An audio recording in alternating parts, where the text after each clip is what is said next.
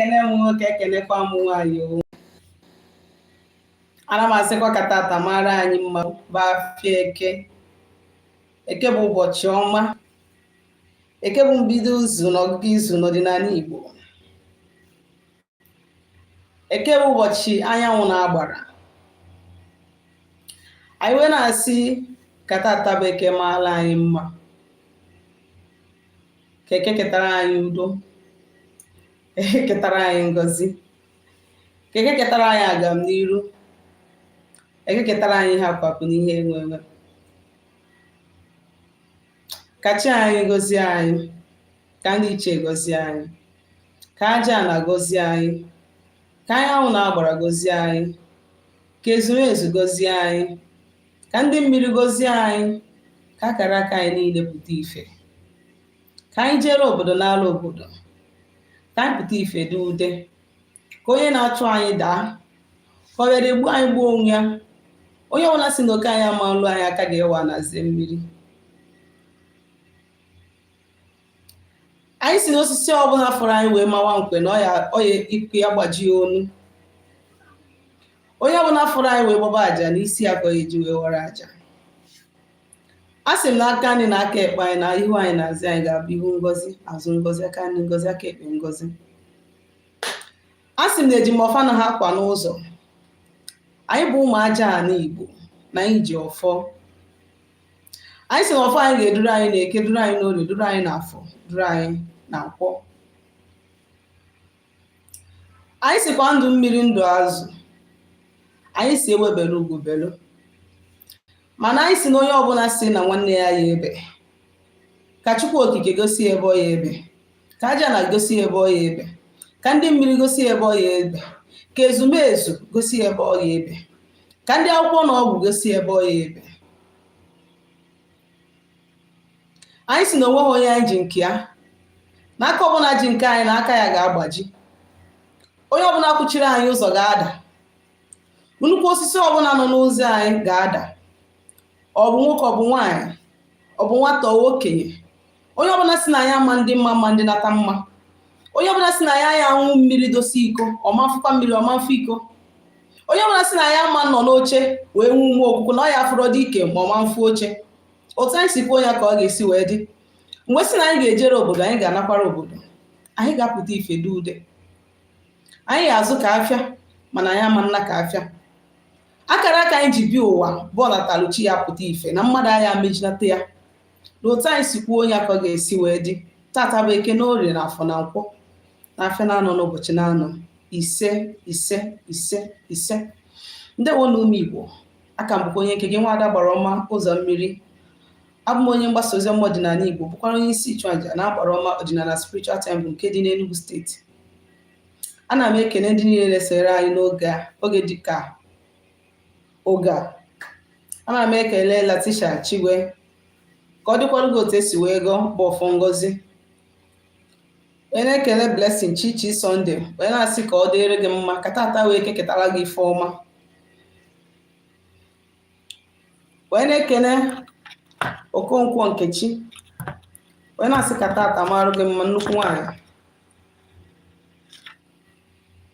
Onye na-asị ka tata bụ eke kegbuoru gị ndị iro, nye gị mmeri n'aka ndị n'aka ekpe n'iru na azụ. Ise ise ise. Ehihie ọma na ụmụ Igbo.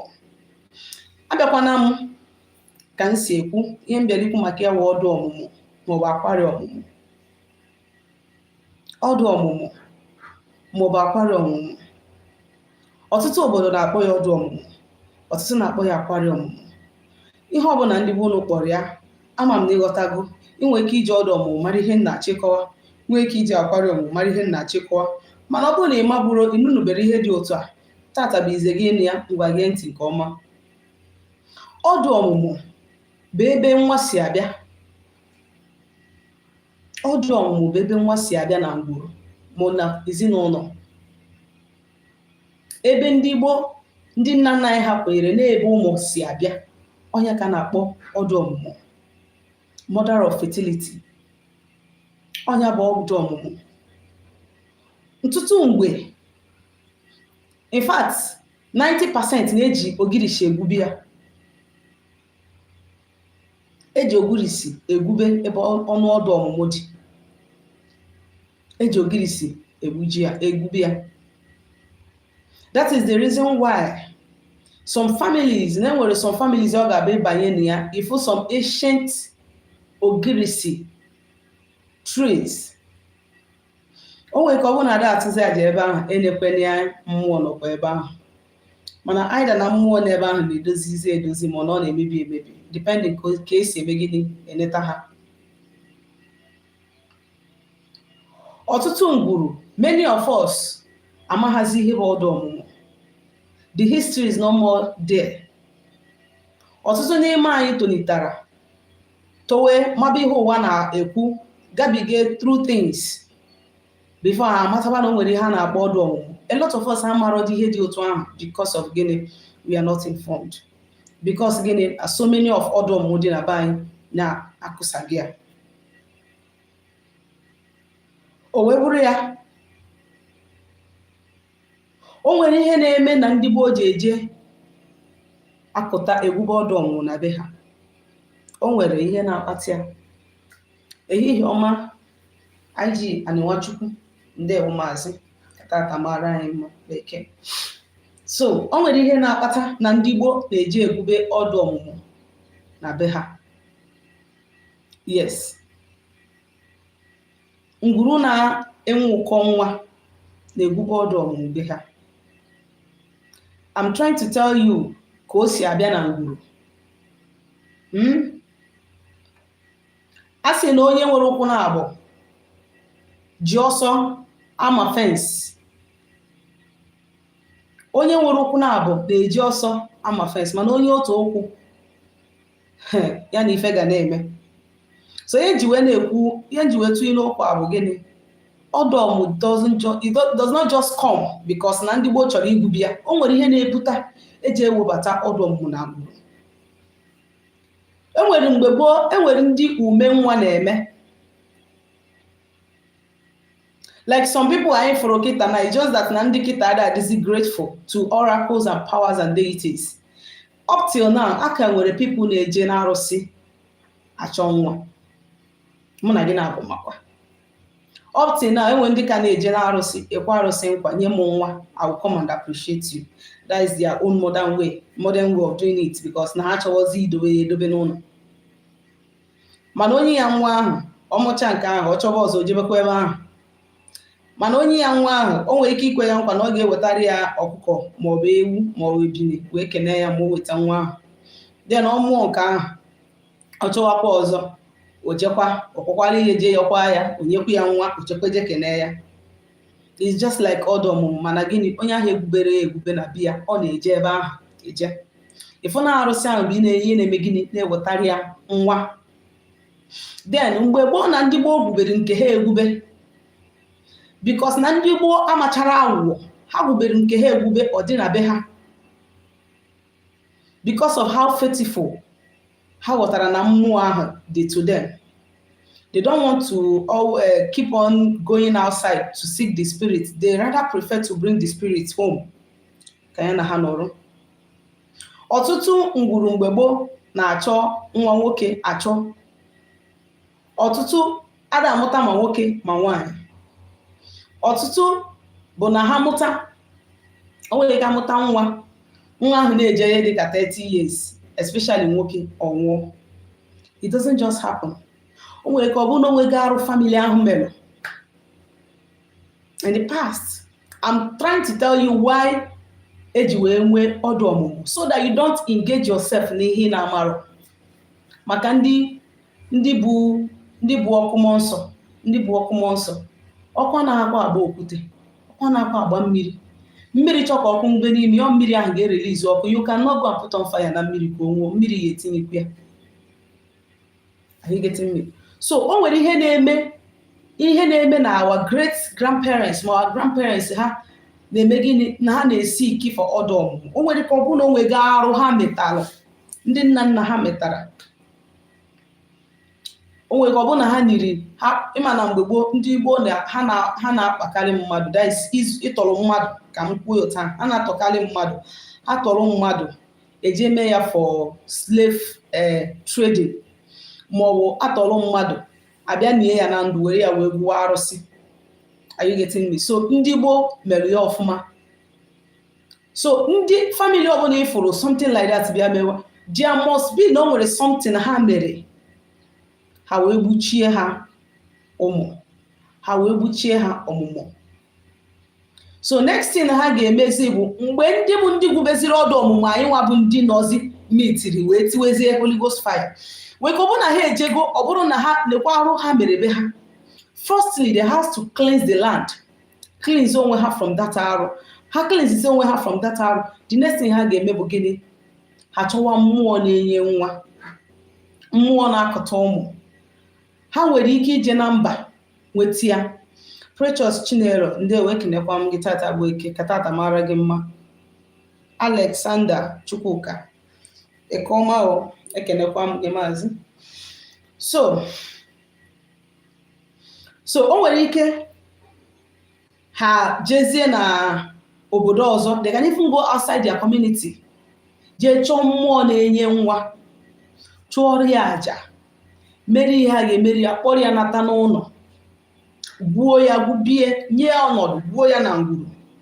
Ha gụzie ya na ngwuru ebe ahụ, anọrọ ebe ahụ wee kwee ya nkwa, si ya na ọ bụrụ na ị ga na-ewetara anyị nwa, anyị enweghịzi nwa.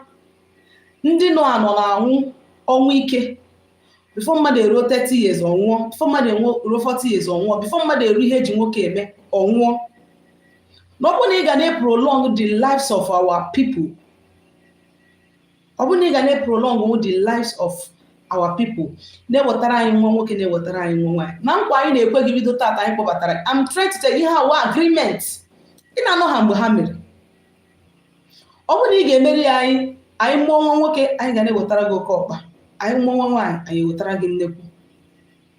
Egwu bechaa dị mmụọ. Enwere ike mgbe emere ha amụbere your father or amụbere your grandfather, enwere ka ọ bụ your great grandfather ma nna mụta your great grandfather bụ ihe egwubere mmụọ ahụ. Enwere ike your grandfather amụbere ya, atụbere ime ya, emechaa ya mebe Chukwu na-eweta your grandfather, eweta ụmụnne ya ma ọ eweta sọsọ ya nwa. Aka enwere ike iweta ofu onye self in order to continue to test the faith of the family. From your grandfather mụọ your father. Your father say no, ihe ndị Igbo metara chọrọ m ya, ma ọ bụ your father keep on the ways of his fathers. Gị nwa bụ mmadụ isi no, na-ema mme ya, na-ema mme nke a, na-ema mme nke a, ị na-eju ka ije mebie ihe na-amaghị ka o si bịa. Do you know the advantage of giving maybe that thing? One, those things automatically. Na your generation, you are going to return the people in your next generation to that thing. Mgbe ahụ efuzi onye nụọ ọjọọ ọmamụ nwa, onye nụọ nwaanyị ọmamụ nwa. Amụgodo amụ ndị ahụ ama last ana-anwụ. Amụgodo amụ ụmụ nwoke niile na-adị useless. What do you think that is happening? Ọdụ ọmụmụ. Ọ bụrụ ihe nwere ihe a na-eji ha egwu. Even my Bible say, ma nke dịrị Caesar, ma nke dịrị Chukwu dịrị Chukwu. Ọ bụrụ na ụnụ kpọọ ihe ọdịnala Caesar, ya bụrụ Caesar, anyị kwere na anyị bụ Caesar. Ma ụnụ nyeke na anyị nke ahụ dịrị anyị nwa bụ ndị Caesar. Ejezina tinye Caesar aka n'ọnụ. Ejezina tinye Caesar aka n'anya. Maka na enwere ike itinye Caesar aka n'ọnụ, Caesar atabie gị aka. Ịbịa n'ọtụtụ ngwuru dị n'ala Igbo, ị na-anya ịfụ na enwerozi ihe dị ka ọdụ ọmụmụ. Ndị nke ha ka dị adị are trying to restore it. I have a story of a young guy. Ọ na-eje ụka, ejesi ike, ndị ma ọhụmụ n'Enugu steeti, ebe a nke onye ahụ bi. Ọ na-eje ụka ejesi ike. Mana mgbe ihe dị na be nne ya bido chọbịa ya, ọ gbara ọsọ ndụ.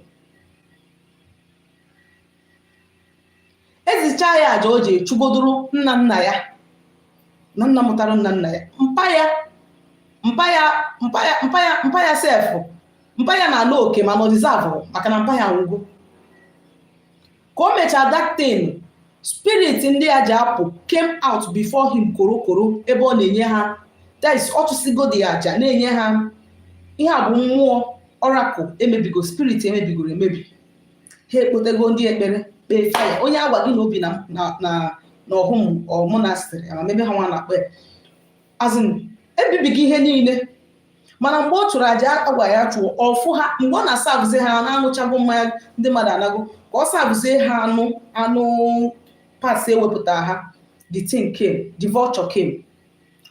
Ukwu osisi ọkwụ vulture ihe anyị na-agwa gị na-eme 2 days 3 days ago. The osisi akwụrụ na-esheki just vulture kwụ n'elu osisi ahụ ikuku. According to the guy, he almost ran away. Mana he has to gather courage. Kwụrụ kenebezie ha maka na ọ sị gịnị na ọnya nwakwara ha bịa kedu ya ga-eji wee gbaba ọsọ. Some of these spirits, they are eagerly waiting for us to call them back. Mana ọ bụrụ by force and ọ bụrụ n'iwe. But be rest assured na ọ bụrụ na imeziro ihe imebiri, there is no way you can be liberated. Ọ bụrụ na ị chọpụtara ebe mmiri nọ wee baa n'opi ụgbọgịrị gị, there is no way you can be liberated. It is not every time anyị anaghị na mmadụ na-eme anyị, this person want to kill me, that person want to kill me, this other person want to kill me. Do you know the forces behind the person's action towards you? Imara the forces towards that person's action towards you. I want to tell you something. Enwere ike mmụọ ahụ ịmara ọdụ maka ya. How that spirit came into existence, you don't know. Ị nọrọ mgbe ebutara ya, ị nọrọ mgbe emebi ya. O nwere ike sef mgbe your father na ụmụnne ya tinyere aka emebie ya. You are still a child. Maọbụ amụbere gị. Gị wee tolite, ọ na-aghasakwa gị anya, ị na-ekpekwa ekpere. Ị mụwakwa ụmụ onye bụ ụmụ gị nsogbu.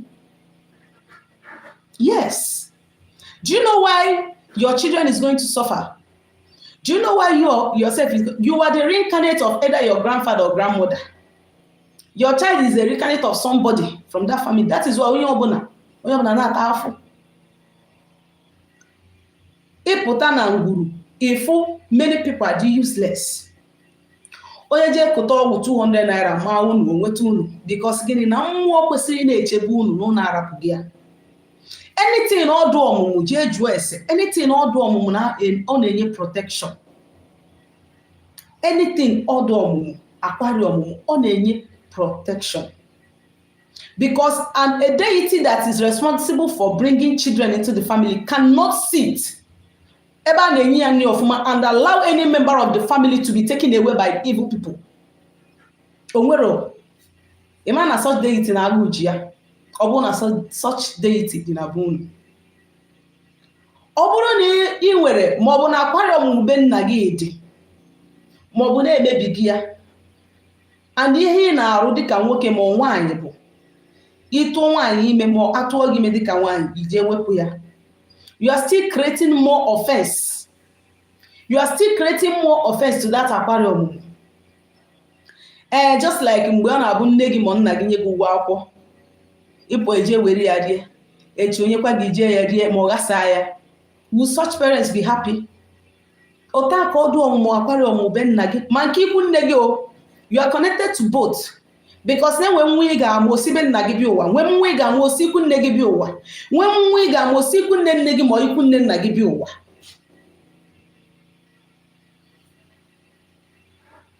So na ọ bụrụ na akwari ọmụmụ be nna gị na-emebi gị ya, ọkachasị ụmụ nwoke. Nwunye gị, nwanne gị nwaanyị nụọ di, o ji ofe esi nkebe di ya, ọ reconcile ya with nkebe di ya na ihe ọ emebi ikpọ nkebe nne ya chụọrọ ha aja, ọ na-aga aga. O nwere ike ịnọbe di ya kpọọ ha n'anyanwụ chụọrọ ha aja, ọ na-aga aga, ọ na-anọrọ. Nwa bụ ụmụ nwoke anọrọ. Especially ụmụ nwoke, ọ bụrụ na ọdụ ọmụmụ be nna gị na onwego ka esi wee ṅaa ya aka, you are going to face war. You are going to face persecution. They are going to fight you. Just like the way esi ebuso ndị nwere kọl agha. Mana agbarụsi ya ngene, ekuru ngene nwụọ.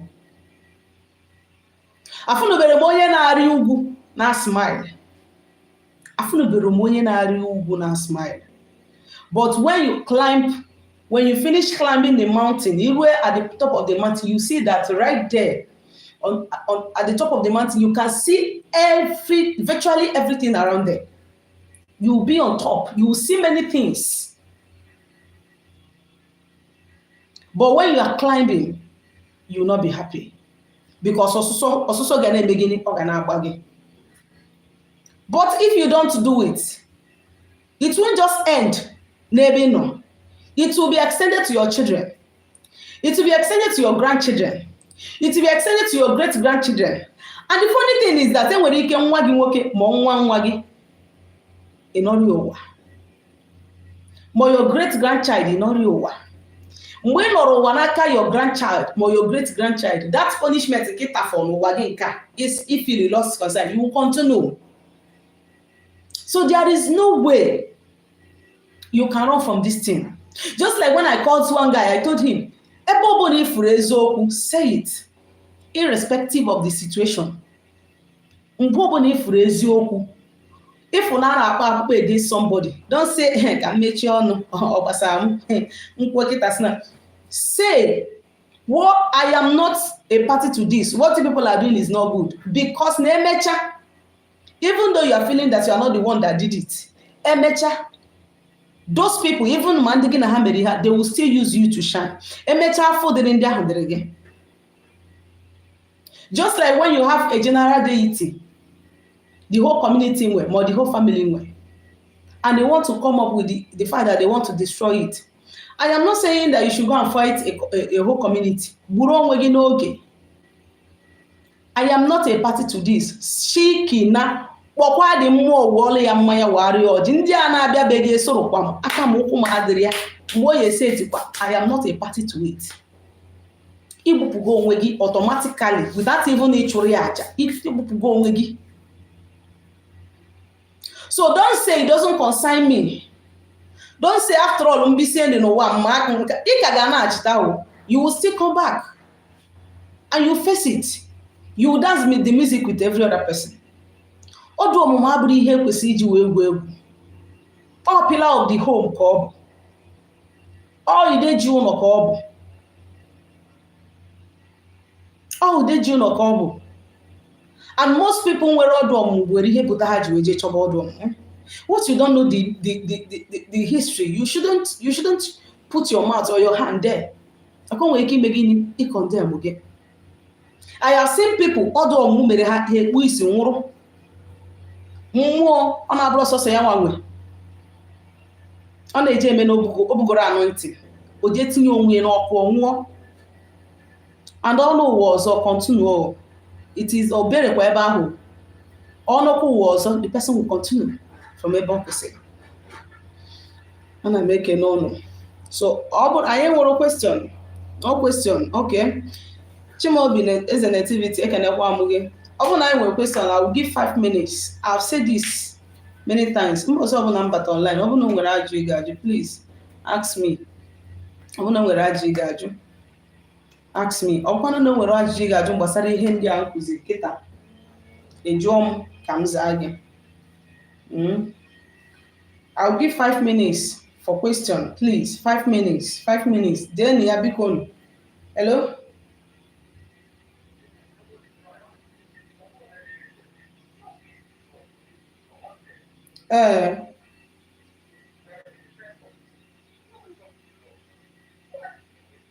Okay, I have to say, but we'll take the other good luck. We'll take the other good luck. Sorry, no. Please, open line with a question. Big one, open line with a question. I'll give few minutes for us to ask question. I will just answer. And open line with a question. I will just wrap it up and just continue with our. If we have question, gbasara ihe a nkụziri ma ọ bụ ihe ọbụla n'ọdịnala Igbo, ị jụọ m ka m saa gị ụmụ Chukwu, ụmụ Chineke. I'll give. Okay, the first question is here. Onye nke mbụ say Eze nwanyị, please come up with your questions, please. Eze nwanyị. So it says, why? What can I do if I keep having sex in the dream without having money to settle them? If you don't have money to settle them, you must start from somewhere. Are you having sex in the dream as a result of someone that have spiritual wife, or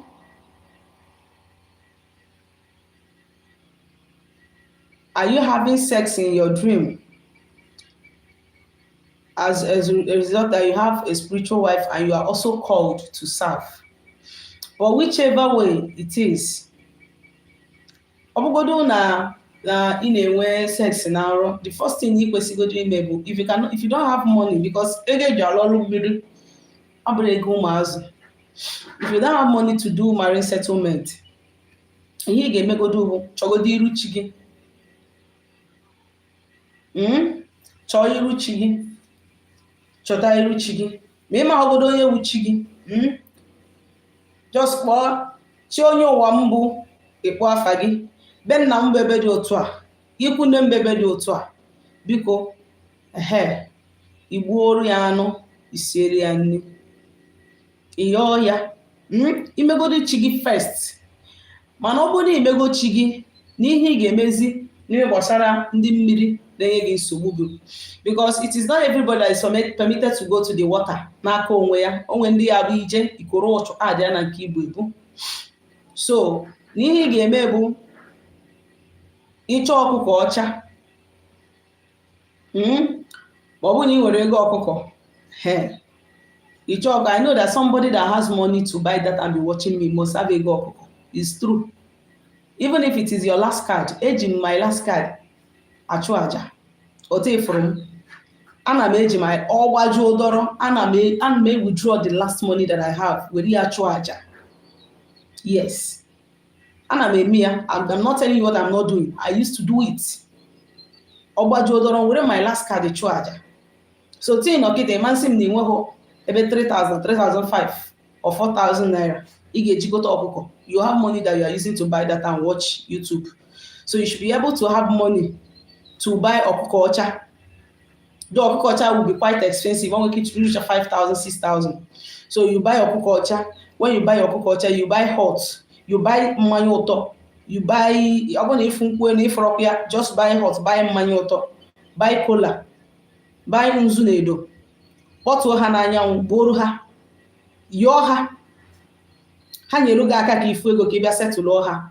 That is, ọ bụrụ just nwaanyị mmiri na-enye gị. But if you have call, my dear, it's too deep. Ọ bụrụ na ị nwere call, ewa m. Okay? Please, in one of your teachings, you say that a dibia should feed your chi for the first time. You can be doing it yourself. What if the person is living in a rented apartment? If the person is living in a rented apartment, the man onye ahụ ga-akọntinu kwa na-enye dibia ego, ma ọ chọọ ime ya, ọ na-abịa ha mee ya. Because rented apartment depend on the rented apartment, because I've seen a lot of people in a rented apartment arụ ọrụ dibia ha. So ọ bụrụ na ebe onye ahụ nwere space, na ihe onye ahụ ga-emedebe bụ ọ baa na room na the rented apartment, o locate east from that room, ebe anyanwụ nọ from that room, ọ nọrọ ebe ahụ kpọbachi ya. Make sure na window dị open, door dị open, ọ nọrọ ebe ahụ kpọbachi ya. Chukwa ya ebe ahụ. So ndewa gbara ọma, ndewo maazị. In a kindred where one dibia is not holding or four munna, and that dibia is working for more in that munna, is it good? Is the dibia not holding? Okay, is it good? Dibia is not holding ofu munna. Ofu munna abụrụ ife a na-eme na ewu dibia. Yes, ofu munna bụ ihe na-eso mmadụ by age and grace of ndị ichie. Onye na-ejide ofu munna wụ the eldest, anyasị onye ishi. The eldest in the kindred bụ ihe na-ejide ofu munna. So somebody, mmụọ dị n'ụmụnna kpọrọ ọrụ, can only bear the offer of the mmụọ kpọrọ ya ọrụ. Unless more at the same time, na the person na the mmụọ kpọrọ ya ọrụ, ọ bụkwara onye ishi. That is when the person can bear the offer of ụmụnna. Of ụmụnna dị iche. Ihe bụ onye na-ahụ maka na obi ndị ichie na ihe ndị ọzọ no nke ahụ dị iche. o nwere other forces na-agaghị nke nke dị iche onye ahụ tinye aka ya na ya na o nwere ike ọkụ erebe ya ịghọtago. Okay, can a woman take an Igbo handshake 3 times from a title man? Anyway, in the one na recent na or they're all wise. Yes. Or they're all wise, but na enwere ụmụ nwaanyị bagoro mmụọ. Yes, enwere ụmụ nwaanyị bagoro nnukwu mmụọ, bụrụkwa na iwe eze nwaanyị. O nwere mana enwere echichi nwoke nwaanyị ga-echi. Even in my place, o nwere echi nwaanyị ga-echi. Almost ihe nwoke na-eme ọ na-eme ya. But I don't think in the case of gị na onye iche ịkụ aka from ya. My knowledge can jaza from ya. Okay. I'm really so worried about what is happening in my life. I really don't know the cause of it. It's happened especially whenever I have appointment of a way to have money. Last night I have someone who supposed, okay. There are so many things that can bring such thing to someone. In fact, in simple terms, there is a spiritual negative blockage on that person's part, either caused by spirit or caused by man, or that the person brought upon himself. You understand? So these are the things that can bring this thing. There is a negative energy also on that person's way, either caused by spirits that the person has failed to identify himself with, that the person is supposed to be working for the person or with the person rather, and the person have refused to identify himself with them. So it can bring ocho to the person's way. And when you might have committed some abominations, it can bring ocho on your way. Yes. Mmadụ nwere ike ịgbakwago ocho. Mmadụ nwere ike ịgbago ocho wee declare that nothing good will come your way. Kpụrụ chapel uju oge arụ ebe niile gara ọbụ rejection upon rejection. So now again we ghọta this particular one through after consultation, mara nke na-eme gị, then you now know how to handle it. Thank you. Okay, is it a must one can feed her chi exactly a particular dibia feed her chi for her in her father's compound? No. No. No. No. Even where you are living, you can feed your chi there. Keep on your chicken no basi. Unless me boy your chicken no basi. Man, not only boy your chicken no basi. Even where you are living, you can feed your chi from there. As long as you can see the sun, you can feed your chi from anywhere you are. Thank you. What about for those that reincarnated as male figure while in their other life they were female? Let me get this one. Will their spiritual wife or husband still be the same? Okay, I'll use myself as an example. That's why I say that this one belongs to me. Yeah. You know, I was reincarnated of a man. And the same person that reincarnated me also reincarnated other people that are boys. And then one of my cousin's brother, one of his daughter, a girl of about 4 or 5 years, he also reincarnated her. So we are the two females that my grandfather, my mother's dad, that the man reincarnated.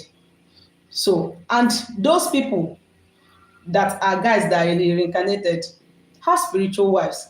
And we now that are girls that are reincarnated have spiritual husband. Spirituality. They are just saying spiritual wife, spiritual husband in a way that you can understand it. Gender doesn't count so much in spirituality. What counts mainly is the soul. A spirit can be here and be there at a time. A spirit can change to a man and it can change to a woman. A spirit can change to an old man and it can change to a little girl. So that is the reason why you can have spiritual husband as a spiritual husband as a woman in your present life, and in your next life as a man, you have a spiritual wife.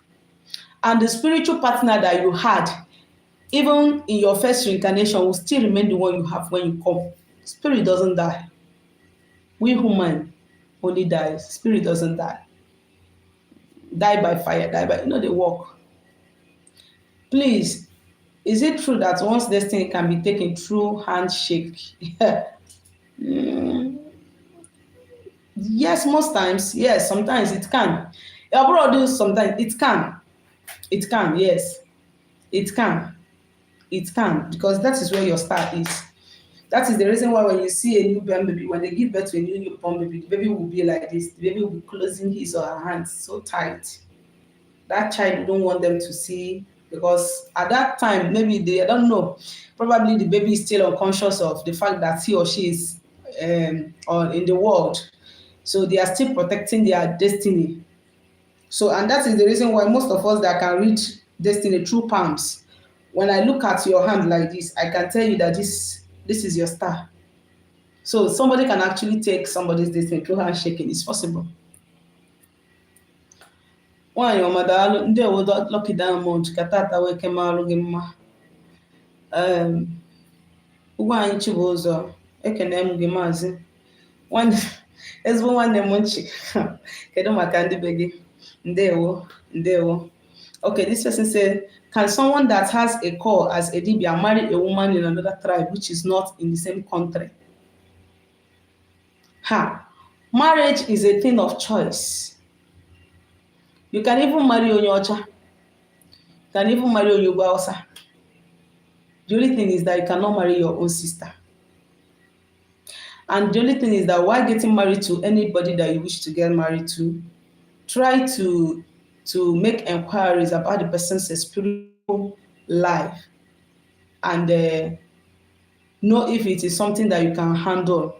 Because a lot of people, forces and powers with them, controlling them, destroying what they are doing, doesn't just come to play until that person goes into marriage. You will see all the demons and witches and all the powers, negative energy on that person. And once it lands, it's going to also affect you as the partner. So that is why you need to check the person's aura and energy before joining together. A tribe or country is not an issue. Okay, when one did not know her chi by name, how can the person be addressing her chi? If you don't know the name of your chi, ọ bụrụ na ị mara afa chi gị, maybe na afọ ya bụ Agnes ma ọ Maria ma ọ bụ Ọlaedo, enwere afịa eji ama chi. Like mụnwa na amụrụ ụbọchị Orie, onye m ga-alụ ụwa ya nwere ike ọ na-akpọ m chi m Mgborie. Like my grandfather that reincarnated me, amụrụ ụbọchị Afọ. Though I know his name, but if I don't want to call him by name, I'll call him Okafo Chim Okafo. So if you don't know your chi by name, you try to find the market day amụrụ chi gị. 1. 2. Ọ bụrụ na ị marakwa market day amụrụ chi gị, just isi ha na chi onye ụwa m. Mụnwa bụ Ngozi Okafọ, onye ebe dị otu a, ikwu na mbụ otu a, ọkwa mụnwa na-akpọ gị tata. When I see ebe ọ bụ na ị nọ na oke m na-enye gị taa ka ị bịa nara m, mepere m ụzọ. You see it? Thank you. Okay. Biko nwaanyị ọma, please, whenever I attend to church, I always have issue kọwara ọgbanje. Ndị gị na ha sacha ọzọ ka ị gawa church, jee gbawa afa na ọrụ ebidogo. Please, can you read my palm for me? Nkechi, kemgbe ị ga-abịa ka nri ido eri gị ya. If you can read it again, you go. Okay, I have got it now. Thank you. Continuation of my question. Afa has known the person but didn't know the name. So what you would ask Afa is, because enwere ike afọ onye ahụ na-azụ n'ụwa, afa nwere ike ọma trace ya, mana afọ onye ahụ na-aza na mmụọ. ọ ga-etresi nwe ya. You understand? So ihe ị ga-ajụ afọ ahụ bụ kedu afịa chi m n'azụ, kedu afịa amụrụ chi m, ọ bụ n'eke, ọ bụ n'orie, ọ bụ afọ, ọ bụ na nkwọ. Ịmaziela afịa ahụ amụrụ ya, afịa nke ị ga na-eji akpọku ya. Ọkwa ịghọtago? Ndewo. Nice teaching, Ada. Iloho Obiora Martins. Ndewo. Ehihie ọma. Katabeke mara gị mma. Daalụ. And how can I settle with ndị mmiri because I felt some strange things? You personally, Lucky Diamond, your case is not just ndị mmiri. You have call. Have I done alpha for you? I have not, but you have call. So you should start by finding out the spirit that called you. You should start by seeking to know the forces that called you. Because 60 to 70% of your problem now is the forces that called you, not even the mmiri or one mmiri. So try to understand, is my call coming from my father's side or my mother's side? Is it deity that has water or deity that doesn't have water? Is it masquerade that called me? What type of spirit that called me? Then when you understand the spirit that called you, firstly, you need to feed your chi. When you might have settled your chi on your wagon, accepting that the call that they called you, because your chi is aware of your calling, that you have accepted to do it. Then the next thing you do is to summon the spirit that called you and tell them that you have accepted to do the work. With ajao, you don't just talk with your plain mouth. You have accepted to do it. That is if you are ready to do it. If you are not ready to do it, that means, I don't know, that means you may still need to struggle with them for some time because they are not going to let you go. Thank you. I don't know really, but I can send the picture. Okay, I'm going to send the picture, Nkechi. How can someone know that he or she has a call? Patrick Henry, interesting question. When you have call, someone that has call, these are the set of people that they like being alone most times. Where others are succeeding, you know that you're better than them, but you go your way, everything, bam. To get married as a woman is problem. To get married as a man is problem. If you finally get married, problem upon problem. I'm talking of these physical ones. You keep your money, they keep on well for you. You keep your money, they will come and help you and keep it well for you. When you come out today, you look so beautiful. You come out tomorrow, you look like a witch. You see yourself walk towards the water, going into the deep of the water. Oh yes, a miracle.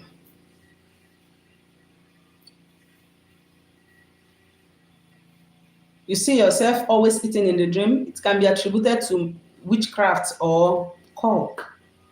Or on your bonuke, it can as well feed you. You always see yourself preaching in your dream, or you see yourself singing, doing deliverance to people in your dream. You have call. You always see yourself wearing school uniform, writing exams, or going to school. You have call. You always see snake that always come up to fight you in your dream. Snakes that always come to fight you or to block your way. You have call. That is the water goddess.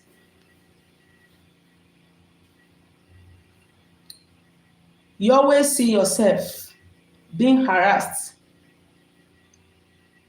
or you always see yourself in the midst or doing anything at all with security personnel, be it police, army, navy, this, that. You have call on Diabo. Or you also always see yourself playing with dog, or maybe dog is chasing you. Man and kega, they go worst. You see masquerade chasing you with your talent. You have big one.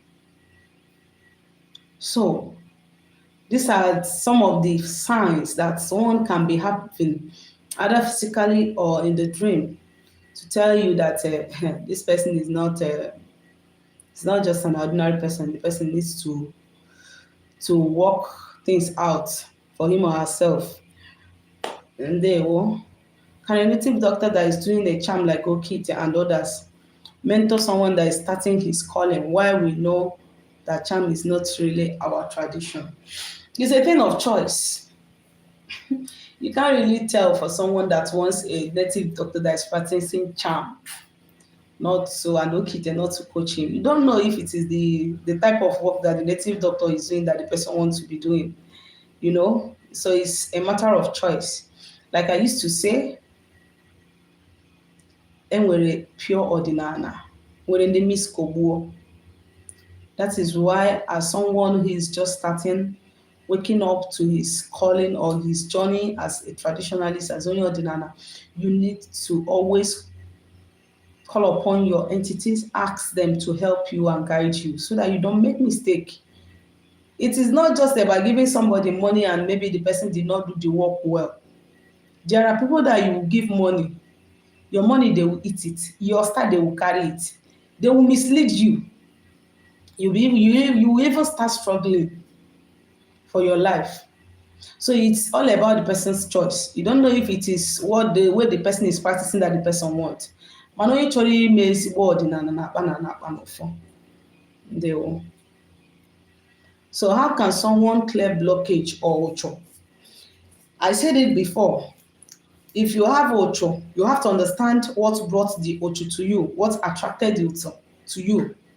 If it is something that you did, you caused it by yourself. Cleanse your own. If it is something that maybe spirits that you have not settled and they are now bringing negative energies to you, you go and settle them. Ọwụ na ndị nna nna gị gburu mmadụ mana ha nyere mmadụ na ndụ ọ na-enye unu nsogbu, you people should go and peace the person's spirit. This is a deliverance work. This is a deliverance work. This is a deliverance work. So if it is that the ocho is as a result of what people, maybe negative spell that somebody cast against you, there is a way to also liberate yourself. It is understanding where the ocho is coming and knowing how to handle it. That is the most important thing. Thank you. Not only you have said I have a call, different type of people have said it. So how can I go about it, please? If you want to start your call, I've said it. First thing you have to do is this. Pick names that you want, pray, and ask them to direct you to the person that will help you. When you might have prayed, then you start with Alpha. You start here with Alpha. You start settling them. You must clear the spiritual depths. After you might have cleared them, then you now start going through the initiation process. After going through initiation process, then you now look for you look for where you go for Osagu. While you are learning and they are showing you where and all that, while you have a physical spiritual mentor, you also have a spiritual mentor that will be mentoring you. You know, from there you balance up. It's not going to be easy, but so how can someone be successful without being affected by this negative energy? How can someone be successful without being affected by this negative energy? One is this, if I am understanding the question that you asked. One is that you must abstain from ihaja and ibona sonso, killing of any kind, stealing, taking advantage of people, bearing false witness against people, having carnal knowledge of a married woman or your blood relative. You must desist from them. 1. 2, you must find all the powers and forces with you and align with them. 3, you must be willing to fortify yourself so that you can be able to dodge any spiritual arrow that the enemies might fire against you. Thank you. Okay. What does it mean when someone's father always chasing her in the dream with cane? If somebody's father is always chasing the person in the dream with cane, it could mean ndị ichie. They are using your father's face. It could mean deity. They are using your father's face. It could still mean someone you might have offended without knowing. They can be using your father's face. It can still mean forces in your father's compound.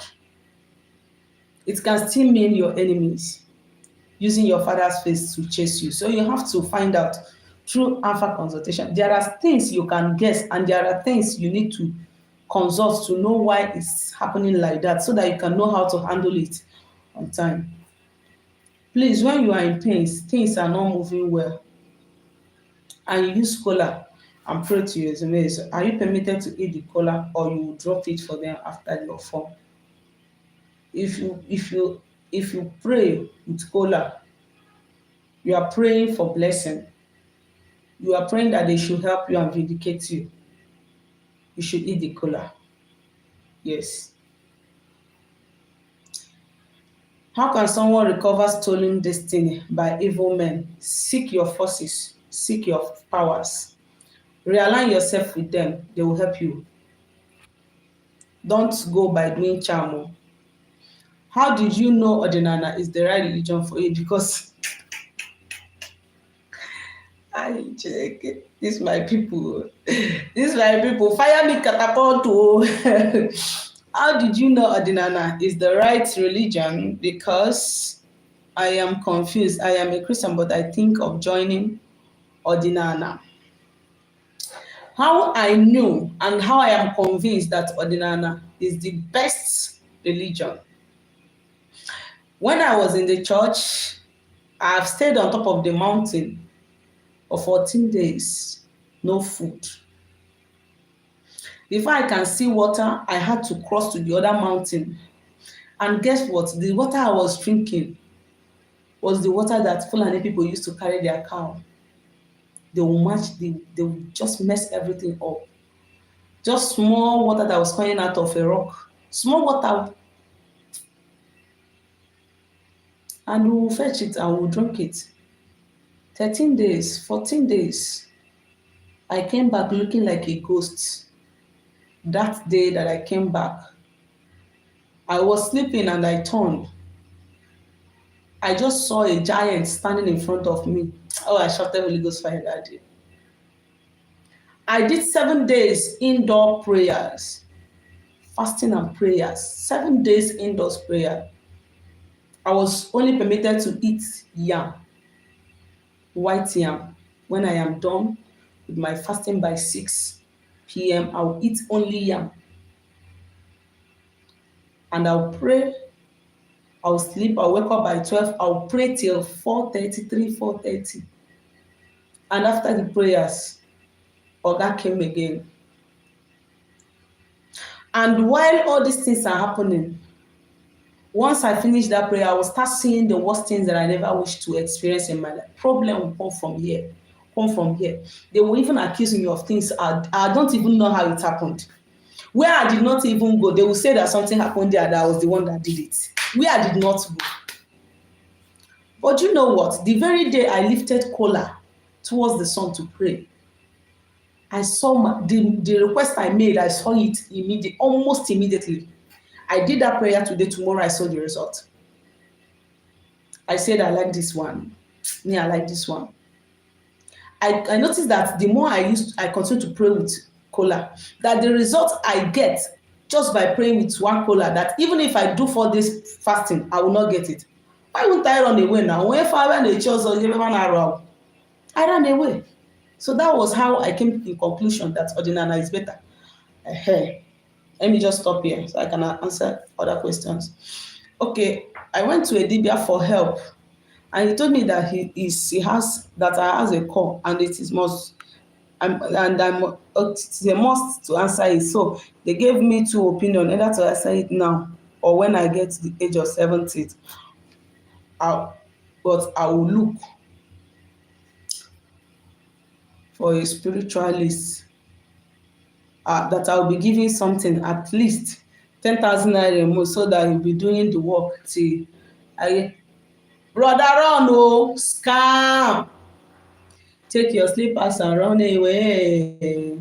Are you hearing me? Take your slippers and run away. They are about to open monthly salary in your hand and you are not going to like the result. You better run away now. Oh. I don't pity you finish. This thing they are telling you is, if this thing they are telling you is possible, why didn't the person look for a dibia too that he will be giving 10,000 naira so that the person can cover him up? If you continue to give that person money, is the person going to liberate people that have been assigned into your hands to liberate? The person will not. The person can only do work for those people that are destined for him to work for. Those people that are destined for you to work for. You might not even reach 70 years if you don't do this work. You might even die at 40 or 50. So that is the thing. And the money where you don't shop, you don't carry and go. So the best thing you will do is try as much as you can to start your work. Nobody they do work. You see this call where we get map ahead. So try and start if you can. What does it mean to dream where you were being chased by a dog and almost bitten by it? Agwụ, ndị agwụ gị na-enye nsogbu. Agwụ, go and install your agwụ. Mara ụdị agwụ ị nwere, install it. What are the proper fortification one needs that is not against Igbo cultures and tradition? One fortification bụ ịkwụ mmụọ mba. Going for deities for protection. 1. 2. There are some a ga-etinye ga-etinye n'arụ. There are some ihe eri n'ọnụ. So it is not against Igbo tradition. Thank you. Alexander Chuka. Apumo, onye should run, no, he should run. These people don't mean well for him. They want to open an account on his head. You know, when you go, save yourself, where 1 year, you gone up. You told me already that I am a Dibia, and this time you are right about the album. Ndewo. So, I got chịkọta ya ọnụ na nke ikpeazụ a. Ọ bụrụ na o nwere ajụjụ ị nwere ịjụ m privately, you don't want to ask me openly here, zitere m ozi na my WhatsApp number 070 373 11663. Nkechi Okoko rapụrụ maka kasị ike. Nkechi biko eji nchụpụ anya gị rapụzie m aka. Asị m, is anything like modern ọdịnala? Yes now. Abụrụzi modern ọdịnala. Mgbe gboo onye ji fon akụzi nkụzi. Onye ji fon akụzi nkụzi. You loud, my brother. The last question loud with thunder. Onye ji. Yes, there is modern ọdịnala. The type we are doing now is modern ọdịnala. But to do it in the right way is the most important thing. Yes, because I can remember during the time of our fathers, ha naghị use phone agbasa oziọma. They don't even teach. They don't teach. They don't build good house. Ịhụ dibịa mgbe ahụ gị mara na ọ dibịa. If I'm stepping out of the road now, unless somebody that knows me, it's only someone that knows me before that will know that this person is a dibia. Even though someone that don't know me, unless was in our house, the person will not know. Onye nwere ike ọhụ m yiri trouser ma o yiri bun short or kpọọ ma shawo. Anyị ndị dibia kịta ụmụaka anyị na-ejezi ezigbo school. We are trying to live in a good house and live good life. So that is why anyị ji wee kpọọ okwu modern dibia. You understand? And then you for that during the time of our fathers, had more. But I know ndị ikpeazụ we are trying to make sure that those things and came and those things doesn't come to play. Come here, that is it. So I have more than so how can someone know that the settlement of the marine husband or wife is successful? If you have done settlement of marine husband or wife, if you are this person that used to see them in your dream, making love to you, coming, you see yourself swimming in the river, all those signs that you used to see, it will stop. And if you are this kind of, if you are a lady that doesn't have a lasting relationship, you will know that if you are this kind of person that maybe a lady, like most ladies that I've seen that have this issue, the kind of men that they have are men that are not even ready. They are just after their body. And even if they try to stick with them, their spiritual husband will come and separate them. But you know that you start to have a peaceful relationship. Because the major thing they are after is your relationship. One, your finance, peace of mind, health. You understand? So if you have done marine settlement, you should be able to know on your own. Those things you used to see, you stop seeing them. If they used to scare you in your dream, those things will stop. Manamara malo na ndị mmiri had a catfish. When you hold them here, they will run away. There's difference between settlement and separation of ndị mmiri. You get it? Thank you. Is it every called one is being called by Aja and Dani? No. Few people be here called by Ajani. Most people are called by Mmiri.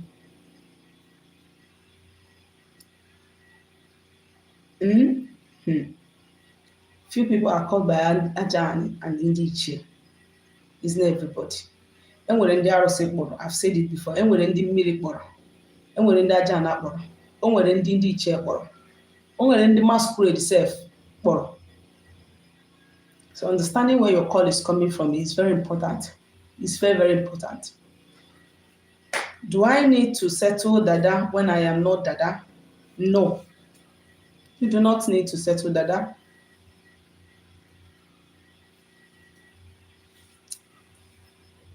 Kedu mgbe a mụrụ gị Alexander Chukwuka? Which market day or afọ ka a mụrụ gị? And mmụọ kpọrọ gị ọrụ ha gwara gị ya?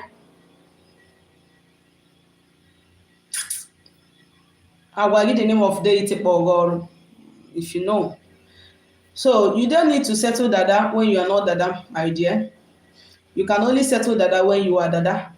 Unless na ndị bụ n'okpuru gị isi mgbe Dada gị na-apụtabịara, then you need to settle them.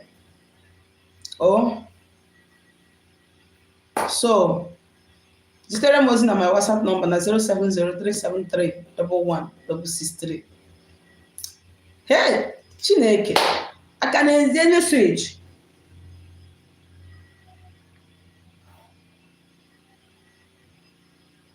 It's possible. This person is possible.